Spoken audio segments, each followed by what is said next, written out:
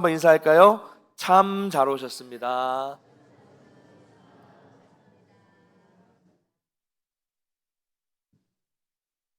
지난주는 추수감사주일이었고요. 그 전주에 전 시간에 어, 에서가 이 장자의 명분을 가볍게 여긴 이야기를 살펴봤습니다.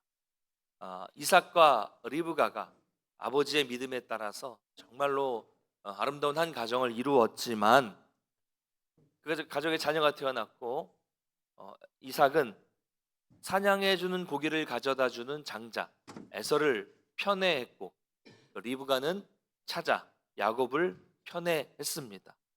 그래서 아름다운 가정이 이루어져서 자녀가 생겼지만 이 네 식구는 둘로 나눠지게 됐어요.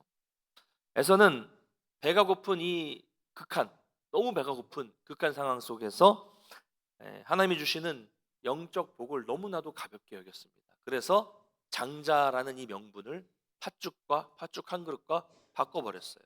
이것이 에서의 잘못입니다. 육체를 선택하고 영적인 것을 버린 거예요. 자, 그러면 야곱은 잘했습니까? 야곱도 잘한 게 하나도 없다고 말씀드렸어요. 가만히 있어도 하나님은 이미 그들이 태어나기 전부터 큰 자, 즉 에서가 어린 자, 야곱을 섬기게 해줄 것이었어요. 이거는 인간이 쟁취하는 게 아니에요. 이건 하나님의 섭리입니다. 그들이 태 속에 있을 때 뭐 한 게 있어요. 그런데 하나님은 결정해 주셨어요. 큰 자가 어린 자를 섬긴다. 결정해 주셨습니다. 그런데 야곱은 자기의 인간적인 꾀, 자기 지혜라고 했겠죠. 꾀로 형 에서의 장자권을 빼앗아서 스스로 자기가 그 자리에 올라가려고 했습니다. 이게 야곱의 잘못이었습니다. 참 지혜로운 것 같죠, 세상적으로 볼 때는. 그러나 이 야곱의 인간적인 지혜는 그의 삶에 전혀 사실 도움이 안 됐습니다. 지난 시간 말씀드린 것처럼 하나님이 은혜를 주셔서 그가 복을 받은 것이지, 그의 인간적인 지혜, 그 인간적인 잔꾀는 오히려 그 인생을 더 힘들게 만들었어요. 그래서 그의 노년의 고백처럼 정말로 그는 험악한 세월을 보냅니다. 이제 앞으로 살펴보게 되지만 정말로 험악한 세월을 보내게 되는 것은 자기 머리로 살았는데 그게 결국은 자기에게 독이 되어서 돌아오게 된 것이죠. 자, 이것이 지난 시간의 내용인데 이 이야기는 여기서 그냥 끝나면 안 됩니다. 문제는, 중요한 것은 이 야곱이, 이런 이 잔꾀가 있고 어리석고 정말 못된 야곱이 바로 나하고 그게 여러분이다 라는 데까지 우리가 성경을 보면서 갈 수 있어야 합니다. 야곱 같은 나, 이런 못된 나를 하나님은 내가 이해하지 못할 섭리로 그냥 선택해 주셔서, 나는 은혜 받을 것도 없는데 은혜를 부어 주셔서 또 복도 주셨기 때문에 내가 여기에 있는 것입니다. 그래서 나같이 소망이 없는 존재가, 소망이 없는 인생이 소망이 있는 존재가 됐고, 나같이 구원받지 못할 존재가 구원받는 존재가 된 것을 여러분 믿으시기를 바랍니다. 그러므로 우리는 이 세상에 사는 동안에 언제나 이 놀라운 은혜, 야곱 같은 나, 못된 나를 그냥 부어주신 그 놀라운 은혜를 날마다 우리가 기억하면서 평생 살아야 합니다. 그래야 나는 자격이 없다는 것을 알죠. 나는 원래 자격이 없다는 것을 깨닫고 그저 감사함으로 하루하루 섬길 수 있는 것입니다. 그런데 여러분, 요즘에는요, 큰 교회든 작은 교회든 사람은 그렇게 많은데 일할 사람이 없다고 난리예요. 다 교회마다 목사님들 만나보면 다 난립니다. 왜 그렇습니까? 왜 성도는 많은데 이렇게 일할 사람이 없습니까? 젊을 때 우리 어르신들 너무 일을 열심히 하셔가지고 지쳐가지고 이제 일을 못해서 그런 걸까요? 아니면 요즘에 너무 경제가 어려워서 다들 맞벌이 나가고 일을 열심히 해서 주일에는 피곤해서 힘들어서 못하는 걸까요? 아닙니다. 아니에요. 예전에는 더 힘들어도, 더 먹고 살기 힘들고 어려워도 열심히 교회 섬기고 열심히 봉사하시고 열심히 일하셨어요. 왜 그렇습니까? 지금 일할 수 없는 이유는 이 거저받은 은혜를 우리가 잊어버렸기 때문이에요. 내가 지혜 있고 능력이 있어서 내가 여기까지 왔다, 내가 뭔가를 이루었다라고 내가 가지고 있는 이 착각이 있기 때문에 자꾸 일하는 사람들이 없어지는 겁니다. 그래서 지치고 자꾸 놓고 싶은 거예요. 은혜를 잊어버렸기 때문에. 여러분, 평생 나는 야곱이라고 생각하고 그런 야곱 같은 나인데도 선택해 주시고 은혜 주셨다는 것을 우리가 깨닫고 살아갈 때 우리는 하나님의 은혜 속에서 바울과 같이 평생토록 충성하며 살 수 있다는 것을 믿으시기를 바랍니다. 그래서 오늘 이제 본문을 보면 이제 이 이야기는 이삭에게 이제 초점이 맞춰지고 있어요. 지난 시간에 이 에서와 야곱이 태어난 이야기가 나왔지만 사실 오늘 본문은 그 이전의 시점입니다. 아직 에서와 에서와 야곱이 태어나기 이전의 시점을 오늘 본문에서 쭉 이야기를 하고 있어요. 이때 아직 아브라함은 살아 있었다고 말씀을 드렸습니다. 근데 여러분 성경은요, 이제 이후로는 아직 살아 있고 또 나중에 에서와 야곱이 태어날 때도 아브라함은 살아 있거든요. 안 죽어요. 살아 있는데도 그 어린 손주들 보면서 기뻐할 아브라함에 대해서는 전혀 말하지 않고 성경은 침묵하고 있습니다. 왜냐하면 이제 성경에서 구속의 역사에서 아브라함의 역할은 끝났기 때문에 내 씨를 번성하게 하겠다. 이삭이 나왔잖아요. 이삭이 이제 이야기이기 때문에 성경은 관심이 없는 거예요. 그래서 이제 약속의 자녀인 이삭에게 집중하면서 하나님의 놀라운 은혜가 또 어떻게 아브라함에게처럼 또 이삭에게도 부어지고 있는가, 또 야곱에게 부어지고 있는가, 여기에 관심을 갖게 되는 것입니다.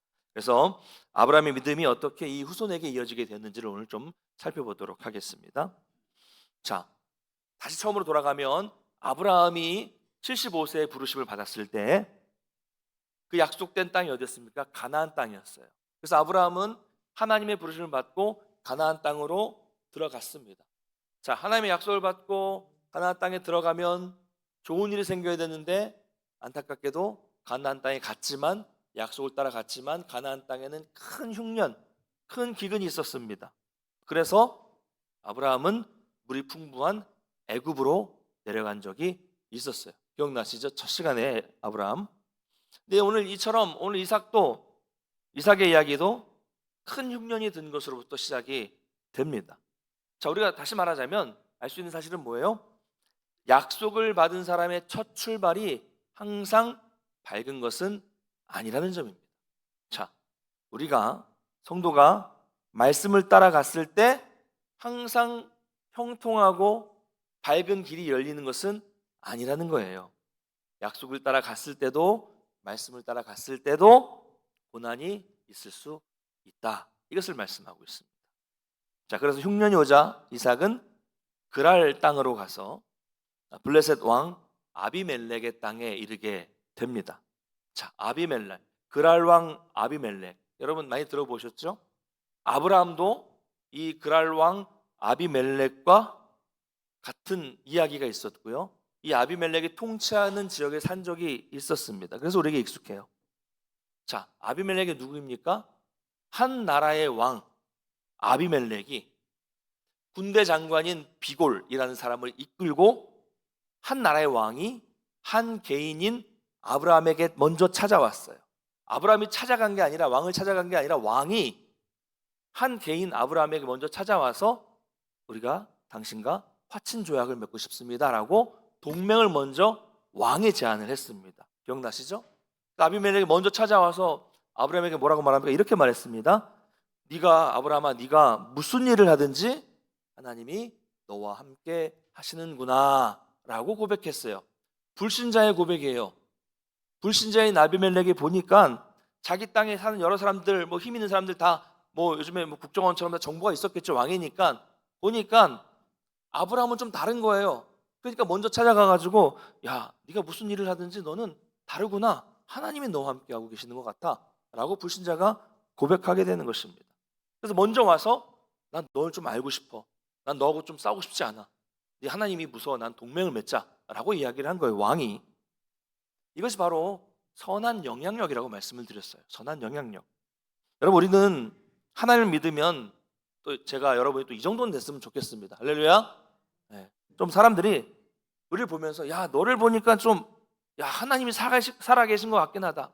뉴스 보면 교회가 어떻고 목사가 어떻고 성도가 어떻고 그러는데 너는 정말 다른 것 같다. 나는 그래서 정말 네가 예수를 믿는 걸 보니까 너의 삶이 정말 궁금하고 네가 믿고 있는 하나님이 어떤 분이 정말 궁금하다. 나랑 좀 친하게 지내잖아. 너랑 친하게 지내고 싶어. 할렐루야. 이렇게 좀 됐으면 좋겠어요. 반대가 되면 안 됩니다. 네가 있는 한 나는 교회 절대로 안 가. 이런 거 안 돼요. 안 됩니다. 여러분, 좀 이런 평가를 받았으면 좋겠어요. 불신자들이 우리를 보고 내가 하나님이 궁금하다. 이렇게 돼야 되죠. 그래서 이렇게 전에 아비멜렉과 아브라함은 동맹을 맺었어요. 그러니 아비멜렉이 아브라함을 알죠. 그리고 한 100세에 낳은 아들이 이삭이다라는 것도 알고 있었을 거예요. 자, 이때 이 아비멜렉의 땅에 거할 때 하나님께서 이제 이삭에게 나타나서, 이젠 아브라함에게 나타나지 않으십니다. 이삭에게 나타나셨어요. 우리 2절 한번 읽어보겠습니다. 시작. 여호와께서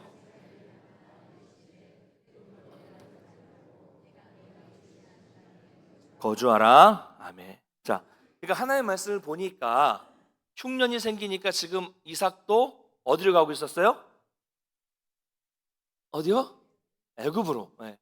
아브라함이 옛날에 그렇게 했던 것처럼 이삭도 애굽을 향해 가고 있었기 때문에 이 그랄이라는 지역이 애굽과의 경계선입니다. 좀만 가면 애굽이에요. 거의 다 온 거예요. 그러니까 애굽으로 가고 있으니까 이번엔 하나님 먼저 나타나셔서 가지 마라 라고 막아주신 거예요. 먼저 가지 말고 내가 너에게 주실 땅에 거기서 살아라 라고 말씀하신 것입니다. 항상 성경은 애굽은 가지 말아야 할 때 땅으로 표현하고 있어요. 아브라함이 처음에 약속받은 그들의 땅이 어디입니까? 가나안 땅이었습니다. 그런데 흉년이 오니까 하나님이 주신 약속의 땅을 쉽게 벗어났어요. 가나안 땅에 머물러 있어야 되는데 힘들어도 어떻게든 하나님이 약속 주셨으니까 나는 이 땅에 좀 머물겠다, 하나님이 도와주실 거야 라는 믿음을 가지고 버텼어야 되는데, 당시 사람들이 보니까 다 주변을 보니까 흉년이 오니까 저기 애굽으로 내려가면 나일강이 있어요. 나일강이 범람하면서 아주 풍성한 물이 있으니까 다 사람들이 글로 가는 거예요. 그러니까 아브라함도 가나안 땅에 있다가 나도 한번 가보자 생각 없이 간 거예요. 그러니까 믿음의 사람이 믿지 않는 사람과 똑같은 생각을 한 거죠. 약속의 땅을 버리고 애굽으로 내려갔습니다. 자, 그래서 어떻게 됐습니까? 애굽 왕 바로가 사라를 보고, 뭐 그 나이에 예뻤는지 모르겠지만 하여튼 사라를 보고 아내를 삼으려고 했어요. 그때 뭐라고 합니까? 아브라함이 아내가 아니라 사라를 누이라고 속였죠. 그래서 아내를 삼으려고 했습니다. 자, 이게 왜 문제입니까? 하나님은 뭐라고 말씀하셨어요? 아브라함과 사라의 씨를 통해서 내 씨를 번성하게 하겠다라는 약속을 아브라함에게 주셨는데, 아브라함이 자기 마음대로 행동하다가 애굽으로 내려가서 아브라함의 아내 사라가 바로의 아내가 될 뻔했죠. 그러면 사라가 누구를 아들을 낳아요? 바로의 아들을 낳을 뻔했어요. 이 말은 하나님의 약속을 불순종으로 인해서 깨뜨릴 뻔했다는 거예요. 아브라함과 사라를 통해서 자녀가 나와야 되는데, 그렇죠? 큰 실수입니다. 하나님의 언약을 깰 뻔했어요. 큰 실수죠. 자, 그래서 아버지와 같은 실수를 지금 이삭도 똑같이 범할 뻔한 것입니다. 그래서 이번에는 하나님이 먼저 나타나셔서 애굽 가지 마. 너 애굽 내려가지 말고, 이때도 지금 이삭과 지금 리브가 사이에는 자녀가 없었어야지. 가지 말고 내가 너에게 지실 땅에서 살아라 라고 먼저 막아 주신 것입니다. 이삭도 아버지를 따라가고 있었어요. 여러분, 자녀들이 이렇게 말할 때가 있습니다. 저는 절대로 아버지처럼은 살지 않겠습니다. 나는 절대로 엄마처럼 그렇게는 안 살 거야. 나중에 나이가 들면요, 어쩌면 그렇게 자기 아버지하고 어머니가 똑같이 사는지 모르겠어요. 그렇게 됩니다. 이처럼 아버지의 삶이 아들에게, 아들의 삶이 손자에게 이어지게 됩니다. 뭐 대단한 삶이 있는 것 같지만 인간의 삶은 결국 반복되고요, 계속 이어지게 됩니다. 자, 3절 한번 읽어보겠습니다. 3절 시작. 이 땅에 거류하면 내가 너와 함께 있어 내게 복을 주고 내가 이 모든 땅을 너와 네 자손에게 주리라. 내가 내 아버지 아브라함에게 맹세한 것을 이루어. 아멘. 자, 애굽으로 내려가지 말고 내가 이 지시한 이 땅에 있어라, 이 땅에 거류하면이라고 말씀하시는데, 이 말씀은 하나님이 약속하신 땅 가나안 땅을 벗어나지 말아라 라고 말씀하고 있는 거예요. 자, 그러면 이 땅에 거류하면, 다시 말하면 내가 이 땅에 거류하라는 말씀에 순종하면 어떻게 해주신다는 겁니까? 하나님이 이삭과 함께 하시고 이삭에게 복을 주시고 이 모든 땅을 너의 자손들에게 주신다고 약속을 하셨습니다. 우리 4절도 한번 읽어볼까요? 4절 시작. 내 자손을 하늘의 별과 같이 번성하게 하며 이 모든 땅을 내 자손에게 주리니 내 자손으로 말미암아 천하 만민이 복을 받으리라. 아멘. 여러분, 이 약속은 사실 반복이에요. 아브라함과 하셨던 약속과 똑같아요. 똑같은 말씀을 다시 이삭에게 말씀하시고 반복하시고 확인해 주시는 것입니다. 이삭에게 새롭게 알려주시는 거예요. 근데 여러분, 이 중에 가장 큰 복이 무엇입니까? 오늘 이 이삭에게 준 약속하신 복 중에 가장 큰 복이 뭐예요? 내 자손으로 말미암아 천하 만민이 복을 받을 것이다. 할렐루야. 여러분, 이것보다 더 큰 복이 어디 있습니까? 믿으십니까? 그렇게 생각하세요? 여러분, 예배 끝나고 가정으로 돌아가실 겁니다. 일터로 돌아가실 거고 학교로 가실 텐데, 거기서 만나는 모든 사람들이 여러분 때문에 복을 받는다는 것이, 이것이 얼마나 큰 축복인지 몰라요. 여러분이 먼저 하나님의 복을 받으시고 풍성하게 받으시고, 여러분의 자녀들이 하나님이 주시는 복을 풍성하게 받으셔서 그로 인해서 천하 만민이, 세상의 모든 사람들이 여러분과 여러분의 자녀들과 여러분의 후손들로 인하여서 복을 받게 되시기를 주님의 이름으로 축원합니다. 이게 저의 목회 철학이라고 말씀드렸잖아요.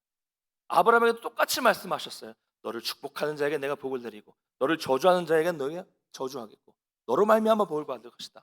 똑같이 말씀하셨습니다.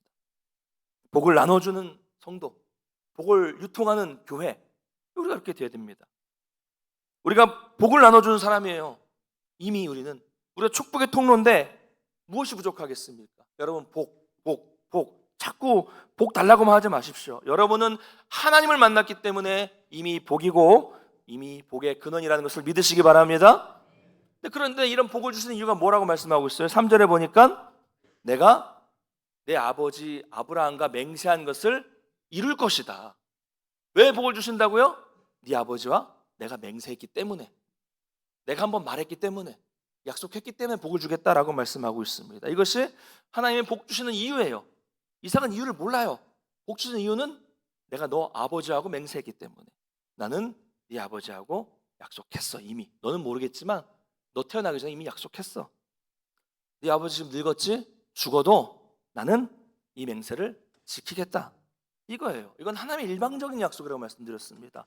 사람은 잊어버립니다. 그렇죠? 기억력이 아무리 좋아도 나중에 나이가 들어서 기억력이 가물가물해지고 또 치매가 오고 그러면 잊어버려요. 사람은 또 죽어요. 약속을 맺어도 죽어요. 그러나 하나님은 영원하신 분이시기 때문에 한번 말씀하시고 약속하셨으면 그 약속을 이루어 주시는 신실하신 하나님이심을 여러분 믿으시기를 바랍니다. 자, 그러면 하나님은 왜 이런 약속을 인간에게 주시고 왜 이런 약속을 이루시는 것일까요? 그 이유가 뭘까요? 5절에 나와 있어요. 5절 한번 같이 읽겠습니다. 5절 시작. 이는 아브라함이 내 말을 순종하고 내 명령과 내 계명과 내 율례와 내 법도를 지켰음이라 하시니라. 아멘. 그 이유가 뭐예요? 아브라함이 내 말에 순종하고 아브라함이 내 모든 것들을 지켰기 때문에, 그렇기 때문에 복을 주신다라고 말씀하고 있습니다. 정말 중요하죠, 여러분. 하나님은 우리에게 은혜를 주시고 우리를 선택해 주셨습니다. 그리고 우리에게 지금도 말씀을 주고 계시고 이미 말씀을 주셨고 앞으로도 말씀을 주실 것입니다. 그럼 왜 하나님은 우리에게 왜 말씀을 주십니까? 잘 듣고 깨달으라고 주시는 거예요? 아니면 그 말씀을 주셔서 자꾸 우리의 이 성경 지식과 지혜를 더 키우라고 주시는 것입니까? 아니죠. 왜 주시는 거예요, 말씀을? 왜 주시는 겁니까? 5절에 나와 있잖아요. 순종하라고, 지키라고, 그렇게 살라고 주시는 거예요. 귀로 들으라고 주시는 것이 아닙니다. 머리로만 듣고 고개를 끄덕끄덕 거리게 하라고 주시는 것이 아니죠.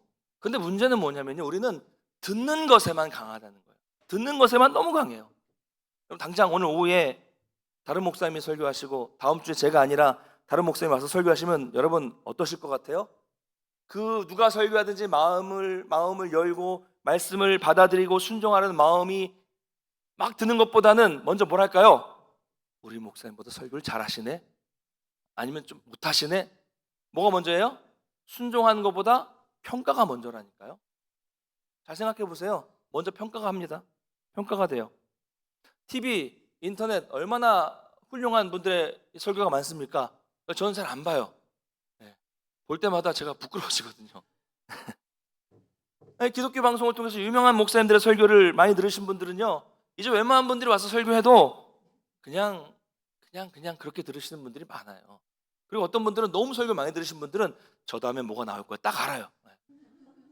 어떤 예화가 나오겠지 뭐 이것도 아시고 그래요. 자, 근데 문제는 뭡니까?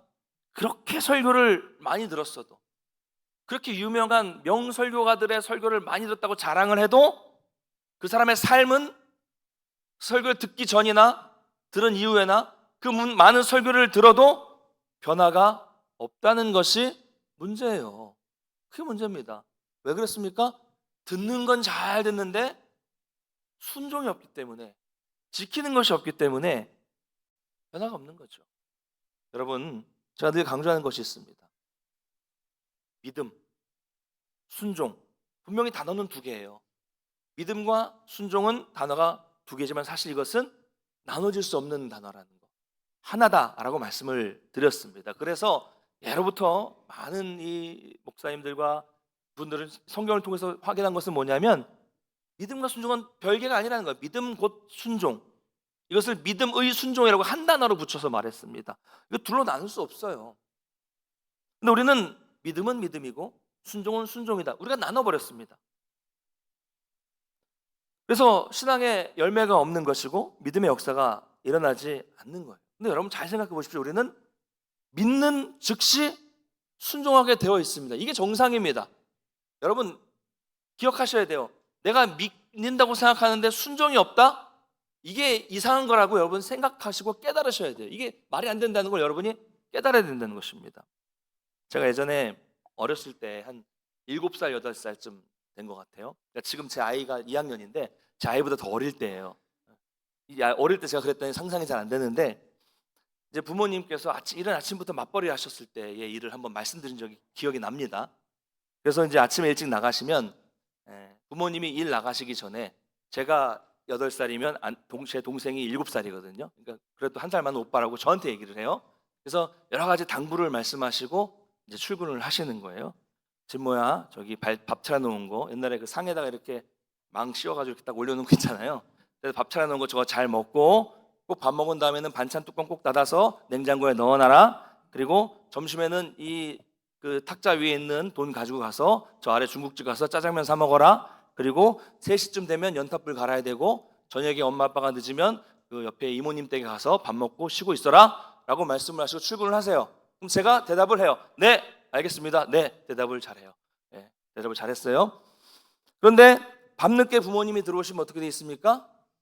반찬은 다 상해 있고, 짜장면 사 먹으라는 돈은 다 친구들하고 뭐 딱지 사고 뭐 군것질 해가지고 쫀득이 사 먹고 막 그래가지고 배가 고파가지고 밥도 못 먹고 있고, 연탄불은 꺼져 있어서 집은 냉골이 돼 있고, 저는 배가 고파서 집에서 혼자 울고 있는 거예요.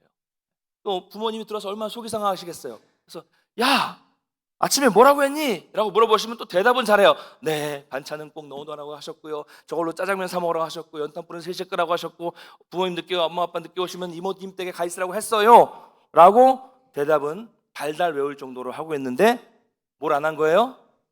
순종을 안 한 거예요. 행동을 안 한 겁니다. 머리로는 알고 있어요. 근데 못한 거죠, 행동을. 여러분 웃지 마십시오. 여러분이 지금 우리가 이렇게 신앙생활을 하고 있다니까요. 우리가 이렇게 하고 있어요. 알긴 잘하는데 아는 대로 순종하지 못하고 있습니다. 이게 문제입니다. 여러분, 하나님께서 이삭에게 이런 복을 주시는 이유는 이삭 때문이 아니라 아버지 아브라함이 하나님의 말씀에 순종하고 법도와 율례를 잘 지켰기 때문입니다. 여러분, 하나님 말씀에 순종하시기를 주님의 이름으로 간절히 축원합니다. 자, 그런데요, 가만히 제가 말씀을 보니까 5절 말씀이 약간 이게 앞뒤가 안 맞는 것 같아요.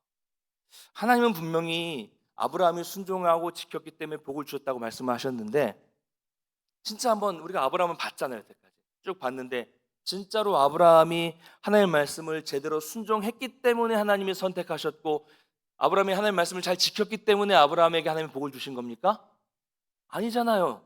아니에요. 사실은 아니에요.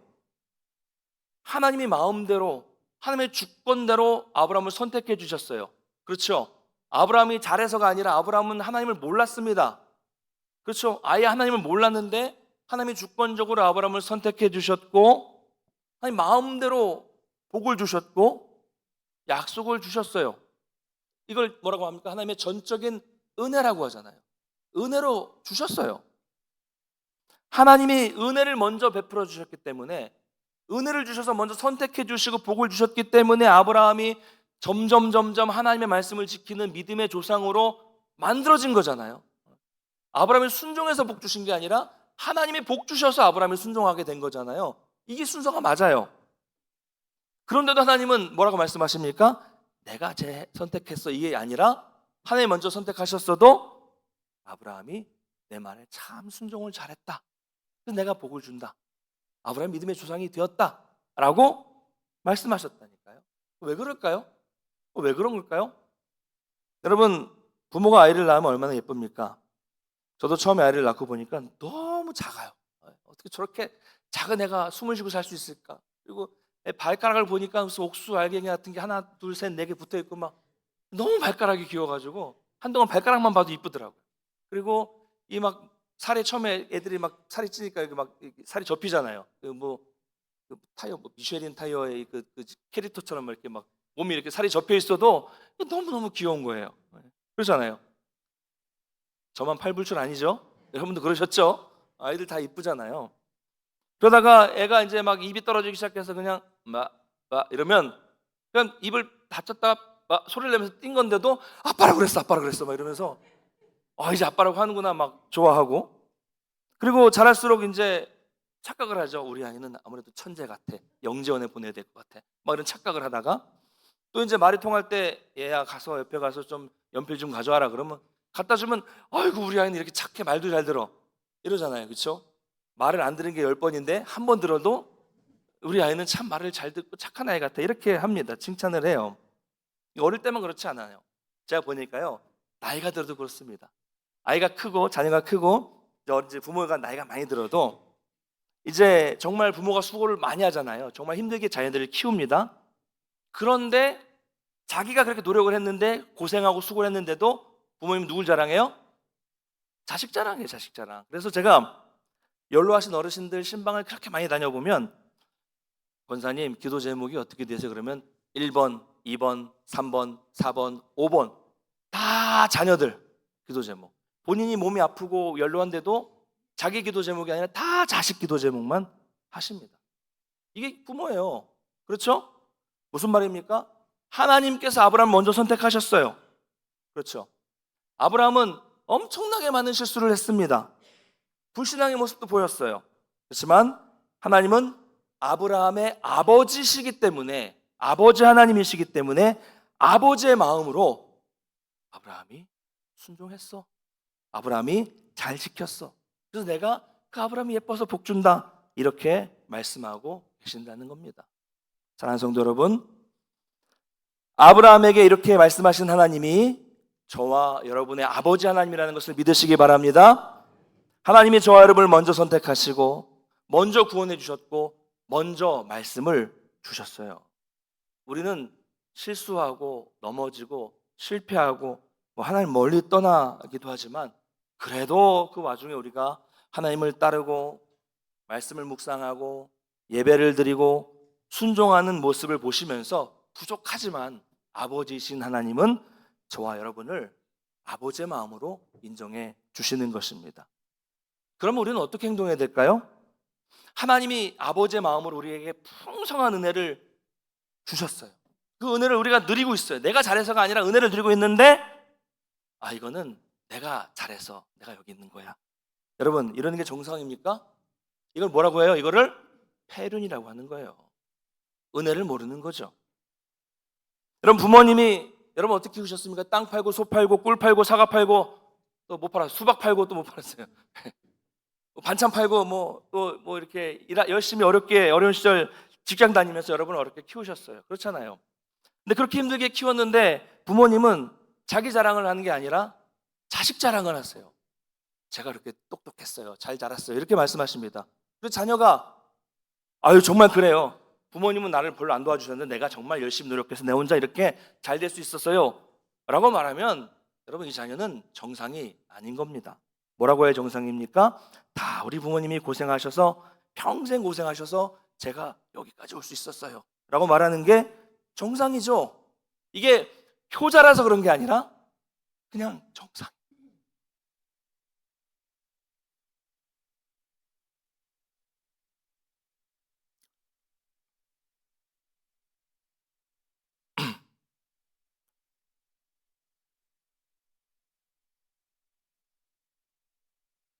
아, 효자라서 그런 게 아니라 그냥 정상입니다. 그게 자녀로서의 정상이에요. 여러분, 그러므로 우리도 하나님을 향해서 이렇게 고백할 수 있어야 됩니다. 내가 잘해서 그런 게 아니라 이 모든 것이 하나님의 은혜입니다. 나는 힘이 없는데 하나님이 하셨어요. 제가 한 건 없어요. 그 은혜에 감사합니다. 여러분, 이렇게 고백하고 하나님만을 높이고 하나님만을 자랑하는 사람이 될 수 있어야 합니다. 여러분, 우리는 은혜를 받았어요. 은혜를 받은 사람의 삶은 평생 하나님을 섬기고 평생 주님이 주신 교회를 섬기는 삶으로 나타나야 합니다. 그것이 은혜를 아는 사람으로서의 당연한 자세인 것입니다.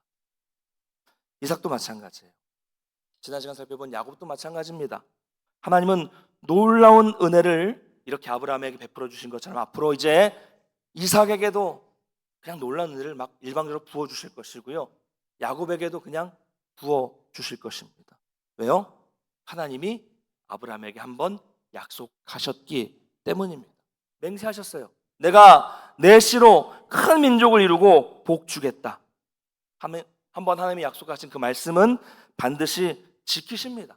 그래서 그 말씀대로 이 놀라운 은혜를 또 이삭에게도 주어주시고 또 야곱에게도 일방적으로 부어주시고 그 약속은 우리에게까지도 이어져서 그들에게 이방인인 우리에게까지도 놀랍게 부어지고 있다는 사실을 믿으시기 바랍니다. 여러분, 아브라함에게 하신 이 약속은 이제 아버지 아브라함에게서 아들 이삭에게로 이렇게 쭉 이어지게 되는 것입니다. 그러면서 이삭도 아직은 믿음이 연약하지만 아브라함이 그랬던 것처럼 점점 더 믿음이 완성되겠죠. 완성될 겁니다. 그러면 그 믿음이 또 성숙해지면 하나님은 오늘 이렇게 아브라함에 대해서 말씀하시는 것처럼 내가 이삭을 저렇게 만들었다라고 말씀하시는 것이 아니라 아버지의 마음, 이삭은 내 말에 순종했고 내 말을 잘 지켰다. 그래서 내가 이삭에게도 복을 주었다라고 이렇게 자식 자랑을 하실 겁니다. 이것이 우리 아버지 하나님이십니다. 여러분, 우리는 이렇게 이제 말씀을 맺겠습니다. 아브라함과 이삭처럼 놀라운 은혜를 이미 받은 사람들입니다. 바라기는 이제 여러분의 자녀에게 또 후손들에게 대대로 이 놀라운 은혜를 물려주게 되시기를, 그런 신앙이 되시기를 주님의 이름으로 축원합니다. 여러분, 우리가 뭘 물려줄까요? 이 약속, 이 언약, 이 말씀을 물려줘야죠. 신앙을 물려줘야죠. 여러분이 물려줄 수 있는 게 뭐가 있을까요? 여러분, 그것이 무엇이든 간에 이 믿음의 유산 말고 이 믿음의 유산보다 더 소중하겠습니까? 그게 뭔지 모르겠지만 아무리 많은 것을 가지고 있다고 하실지라도 이 믿음의 유산보다 소중한 게 뭐가 있을까요? 아무리 여러분 재산이 많아서 그 많은 재산을 자녀들에게 물려준다고 할지라도 여러분 그 물질 재산은요, 그 자녀가 한 번 딱 실수하면 모든 것이 순식간에 바람에 나는 겨와 같이 사라질 수 있어요. 세상의 것들은 그렇잖아요. 사기를 당하거나 실패를 하거나 무슨 잘못해서 한 번에 다 날려버릴 수 있어요. 그러나 하나님의 언약의 말씀은, 영원한 언약의 말씀은 사라지지 않습니다. 우리가 실수해도 그 말씀은 사라지지 않아요. 내가 정말 잘못 판단해서 실패할 수 있지만 그 영원한 약속은 그대로 남아 있습니다. 넘어질지라도 하나님은 그 크신 사랑으로, 그 아버지의 사랑으로 일방적인 은혜를 베풀어 주셔서 일으켜 주시고 복 주시고 또 은혜를 베풀어 주십니다. 우리 영혼이 침체되어도 하나님은 다시 소생시켜 주시고 넘어져도 세워주시고 쓰러져도 일어나게 하십니다. 영원한 약속의 말씀은 영원히 우리와 함께 있기 때문입니다. 여러분, 이 은혜 언약을 자녀들에게, 후손들에게 올려주십시오. 이 신앙을 여러분들이 몸소 보여주십시오. 그래서 하나님이 여러분을 평가하실 때, 야, 너 누구 집사, 너 김건사, 너 아브라함처럼 나에게 순종했다. 너는 내 말을 잘 지켰구나. 이렇게 아버지의 마음으로 자랑하시게 만드는 저와 여러분 되시기를 주님의 이름으로 간절히 축원합니다.